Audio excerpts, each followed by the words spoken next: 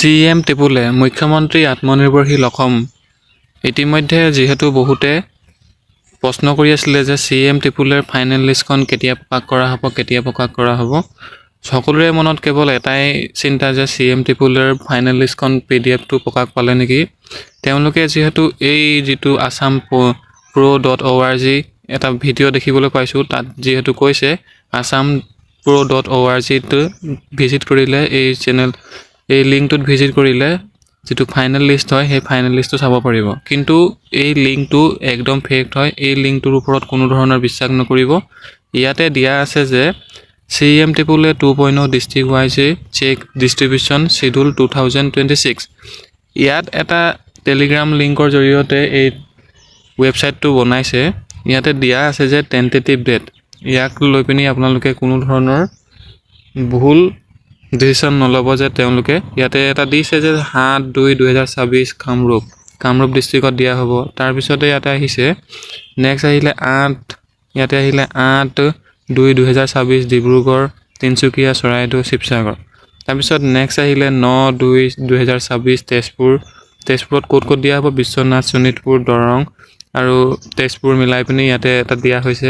তাৰপিছত 10/2/2026 তামোলপুৰ, বাক্সা, তামোলপুৰ, ওদালগুৰি ইয়াতে দিয়া হৈছে। তাৰপিছত নেক্সট আহিলে ইয়াতে 11/2/2026 নগাঁৱত দিয়া হ'ব। ইয়াতে মৰিগাঁও, নগাঁও আৰু হোজাই। এই যিটো PDF দেখিবলৈ পাইছে বা তেওঁ ইয়াত দিয়া আছে, এই গোটেইখিনি কি হয়, এই গোটেইখিনি ফেক হয়।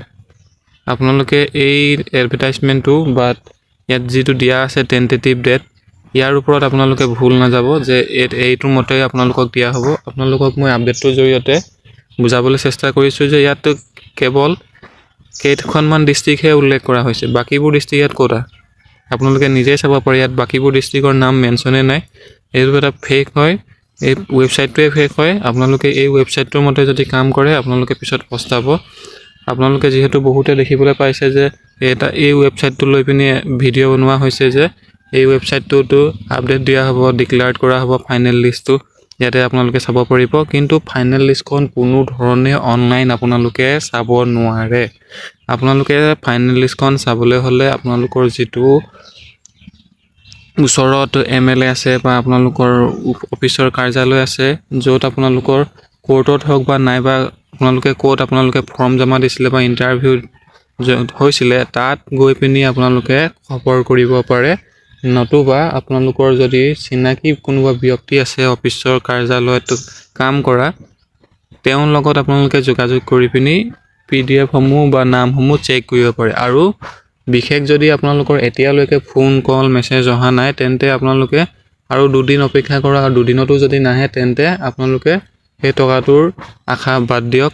যিহেতু ইমান দিনে আপোনালোকক যদি ফোন মেছেজ কৰা নাই তেন্তে আপোনালোকৰ লিষ্টত নাম নাই। আপোনালোকে আৰু মাথা মাৰি লাভ নাই। যিহেতু ফাইনেল লিষ্টখন বনাবলৈ ইমান টাইম নালাগে। যিহেতু ইতিমধ্যে লিষ্টখন যাৰ নাম ভৰাব লাগিছিলে তেওঁলোকে ভৰালে আৰু এতিয়ালৈকে তেওঁলোকে ইমানখিনি কাম আগবঢ়াইছে। যিহেতু মানুহৰ লিষ্টৰ নামৰ এগেইনষ্টত এখন চেক বনাবলগীয়া হয়।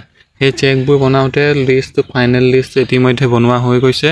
আৰু লিষ্টখন কাৰ হাতত আছে, কি কৰিছে কি নাই, সকলোৱে ইতিমধ্যে গম নাপায়। যেতিয়া আপোনালোকক ফোন বা মেছেজ বা আপোনালোকক মেইল কৰিব বা ফোন কৰি আপোনালোকক এই ডেটত মতে মাতিব, তেতিয়াহে আপোনালোকে যাব পাৰিব। নতুবা আপোনালোকে মাথা মাৰি লাভ নাই যে আমি কেনেদৰে অনলাইন PDF-ৰ আমি লিষ্ট চাম, আমাৰ নাম আছেনে নাই, আমি চাম কেনেকৈ। এই সকলোবোৰ চিন্তা আপোনালোকে বাদ দিয়ক।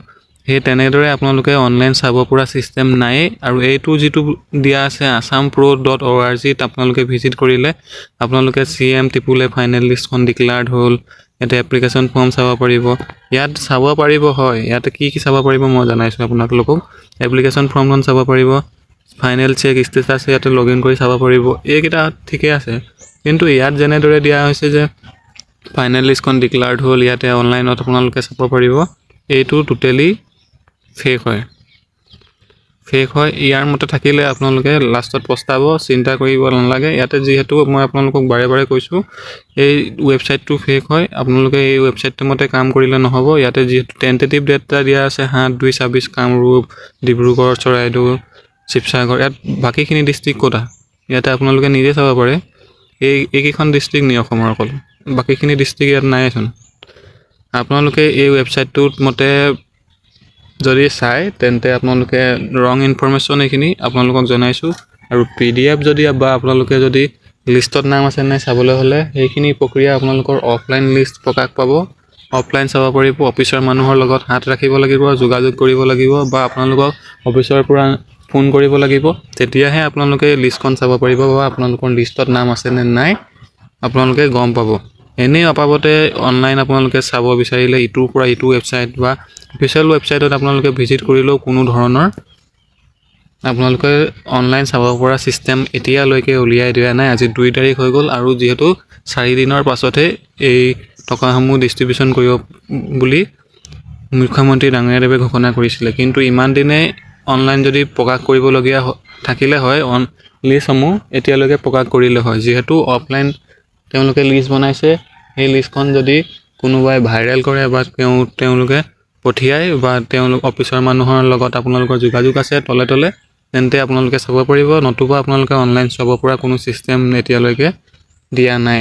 আৰু যিসকলে কৈছে যে টকা দিলে আমি, আৰু এটা কথা, যিসকলে ফোন কল আহিছে বা বহুতো কমেণ্ট মই পাইছোঁ আৰু কিছুমানে ফোন কৰি কৈছে যে অফিচৰ মানুহৰ লগত যোগাযোগ ৰাখিলে বা আমাক টকা বিচাৰিলে আমি টকা দিব লাগে নেকি চিলেকশ্যন হ'বৰ কাৰণে। তেনেকুৱা আপোনালোকৰ দালালৰ হাতৰ পৰা আপোনালোকে বাচি থাকক। এনেকুৱা দালাল আপোনালোকে বহুত পাব যে আমাক 5,000 টকা লাগিব, আপোনালোকৰ নামত লিষ্টত নামটো ভৰাই দিম, বা আমাক 2,000 টকা দিব লাগিব, আমাক 10,000 টকা দিব লাগিব। এনেধৰণৰ ভুৱা যিসকল ব্যক্তি আছে বা তেওঁলোকে টকা বিচাৰে, তেওঁলোকৰ পৰা সাৱধান হৈ থাকক। কাকো টকা নিদিব। টকা লোৱা আৰু টকা দিয়া ব্যক্তি দুয়োজনে দণ্ডিত হ'ব আইনমতে।